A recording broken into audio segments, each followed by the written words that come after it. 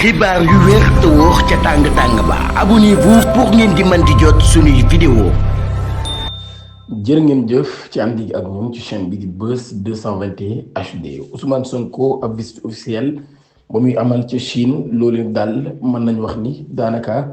ma ngay am ci anam bu am solo loolu visite ba nga xam ni ab visite officielle la mu koy def ca Chine moom premier ministre sénégalais bi Ousmane Sonko démb ci altine bi daan nay entamé li nga xam ne nag moo di série de visite boo xam ne daal daf ko accès ci wàllum infrastructure portuaire ak technologie industrielle ak formation professionnelle.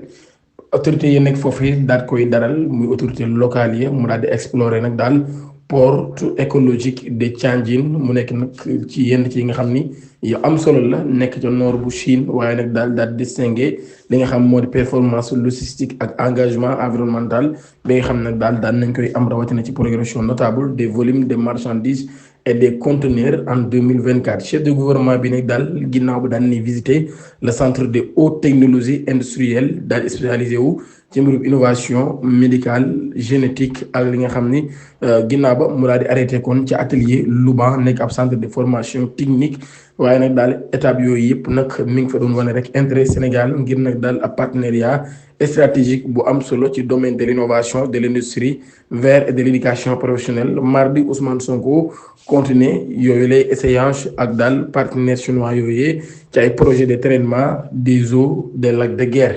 ba tey exécution budgétaire du premier trimestre 2025 indi woon ci wàllu rëy ci réewum Sénégal recettes yooyu nekk ay recettes yu dynamique waaye nag daal nekk ab dépendance limitée aux dons. Le ministre des Finances et du Budget daan na publier alterné rapport d'exécution budgétaire bu 31 mars 2025 muy révélé nag daal ab mobilisation encourageant des ressources internes avec 1027,82 milliards collectés soit 21,44 des prévisions annuelles mu nekk nag ay recettes fiscales yoo xam ne daanaka mën na jox ni daan nay yokkul tool ci 11,6% constituant la principale source de financement maanaam daal kon daanaka rek mooy suñu source de financement bi ëpp solo waaye don extérieur nag daal daan nay am ab chute bu toll ci 70% par rapport ak 2024 loolu yi daan nay toll rek ci 8 milliards de francs CFA dépenses exécutées yi nag daal daan nay toll ci 1419,45 milliards francs CFA di représenter 22,40% des crédits budgétaires rapport ba tey mi ngi souligner ab exécution budgétaire globale conforme aux prévisions avec une hausse des transferts courants et des investissements publiés le solde des fonds national de résilience FNR waaye ba tey nag ci boobee lépp rapport mu daal nekk ab rapport boo xam ni ci ay page yu bari daal toll Pape Marème Ndour daal nay génn daal ci addu moom mi ne daal jàpp na ne gis na ci lu ñuy wax ay irrégularité maanaam daal ay mbir yoo xam ne leeru ci dem na sax bay laaj daal fan la suñu 40 milliards daal di dugg moom Pape Marème Ndour. Mohamed Mbodj 23 juin di wax na daal dañoo yeewu woon ci ab conscience démocratique durable 14 ans ginnaaw mobilisation historique bi amoon ci atum 2011 tolloo woon ak 23 juin Mohamed Mbodj nekkoon coordonnateur du mouvement di M23 ñu ko doon wax 23 juin moom mi nag daal mi ngi wax ci fondement yu révolte yooyee nekk ab révolte citoyenne ci jamono joo xam ne ab panel lañu organisé woon mouvement Y'en a marre di fàttali nag daal contexte politique bu métti bi nga xam ne ci lañ nekkee woon waaye tam mu nekkoon ci jeexantalu nguurug Abdoulaye Wade marqué nag daal ay dérives institutionnelles yoo xam ne amoon na ci ak volonté bu Abdoulaye Wade amoon ngir daanaka def mbir mi ab dynastique pouvoir maanaam daal di jël nguur gi jox ko ki nga xam ne moo di doomam Karim Wade ak ay projet de loi yoo xam ne controversé la comme la loi Ezzan wala sax ticket bi nga xam ne mooy ticket présidentiel boo xam 25% rek daan nay mujjoon nag s'exécuter li nga xam mooy ab mobilisation populaire Mbodj daan nay wax nag daal l'esprit de 23 juin neen nag daal ba tey luy dund la ci mouvement citoyen yii waaye nag daal nee na jamono ji nga xam ne kon mooy jamonoy Macky Sall arrestation politique ak scandale du gouvernement yi nga xam ne daan na fi am neen loolu li bokk na ci wala sax daanaka bëggoon ak ñetteelu mandat neen nag daal ci continuité boobee la gis ab preuve de la conscience démocratique réveillée en 2011 neen nag daal loolu yi maanaam daanaka rek moo jur xale daal di jugaat son kon ngir jàmmaarloo ak moom nee na kon loolu yi lépp nag daal li waral mu mën a nekk rek mooy liñ amaloon ci 2011 mu nekk ab résistance civique boo xam ne daal bu amoon solo la lool. mbirum judiciaire maanaam mbirum justice Akhenaton daan nañ koy auditionné ginnaaw bay daal di koy bàyyi Maodo Malick Mbaye daan nañ koy convoqué ci ab dossier boo xam ne nag mbirum détournement la. activiste bi di Ousseynou Seck alias Akhenaton daan nay wuy ji démb ci alterné ba ci ab convocation ci division spéciale de cybersécurité DSC ginnaaw bañ ko intercepté ci aéroport de Diass ginnaaw ba nag daal da doon jéem a génn territoire bu Dakar ngir nag ni ko ñu bari waxee ci ay rumeur daal di ab arrestation daal nay am benn arrestation amul ginnaaw ba nag daal dañ ko rek daal di teg loxo biñ ko téyee moom mi nekk ko jege loolu parti Pastef ginnaaw bi mu dugaate ci réewum Sénégal loolu daal di indi nag ay mbir yu baree bari rawatina ci réseaux sociaux yi waaye nag daal moom mi Akhenaton ginnaaw ba dañ ko rek jox ab convocation bi mu wujjee dañ ko daal di bàyyi ci beneen mbir Maodo Malick Mbaye nekkoon directeur général de l'ANAMO moom mi tamit daal nay dem ca lundi ba ca pôle judiciaire financière di PGF ci mbirum enquête bu toll ci ab détournement bu 500 millions maanaam genn wàllu milliard audition bi nag daal daan nañ koy reporté ba semaine bi ñu dëgmal loolu yi nag daal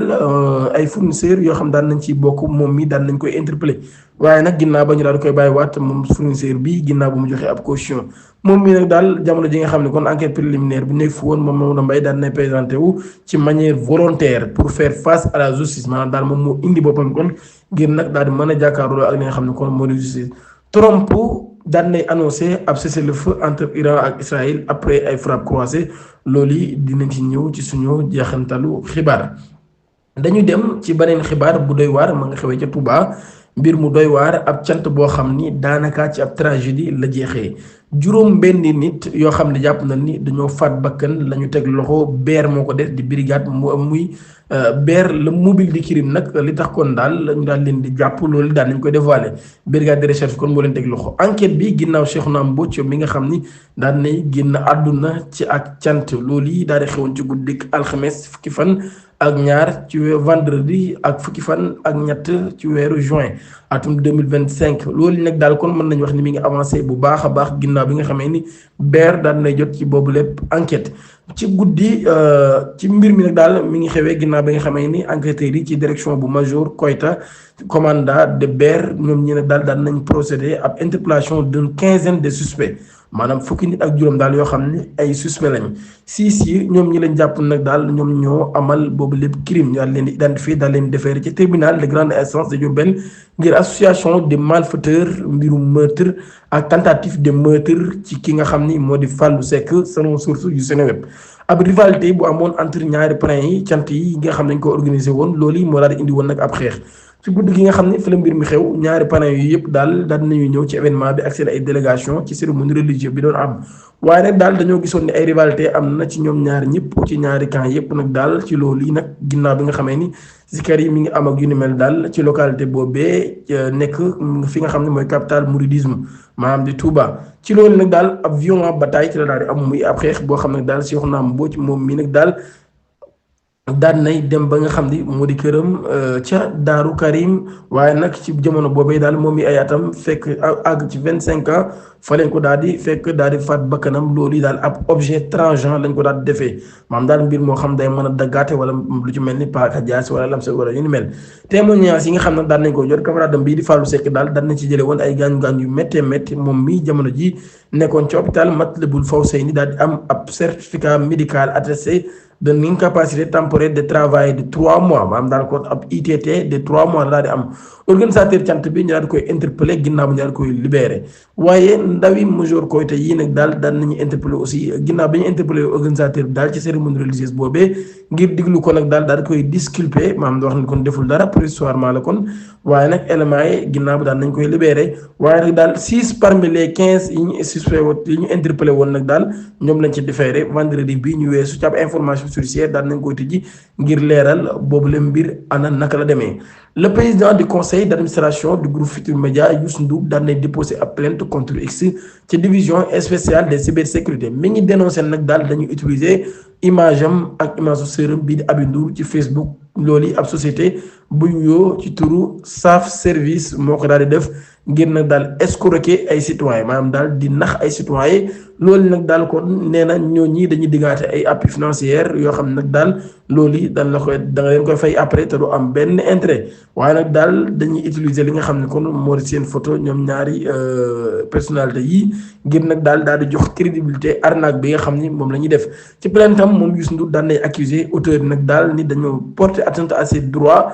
en violant les lois sur les données personnelles article 431 22 de la loi sur la cybercriminalité waaye daal moom Youssou Ndour ba tey ñoom ñii mu ngi leen di toppee li nga xam ne kon moo di escroquerie yóbbu na leen ci yoon ngir nag yoon daal di mën a rëkk seen digg ci jëf jooju nga xam daal nañ koy def.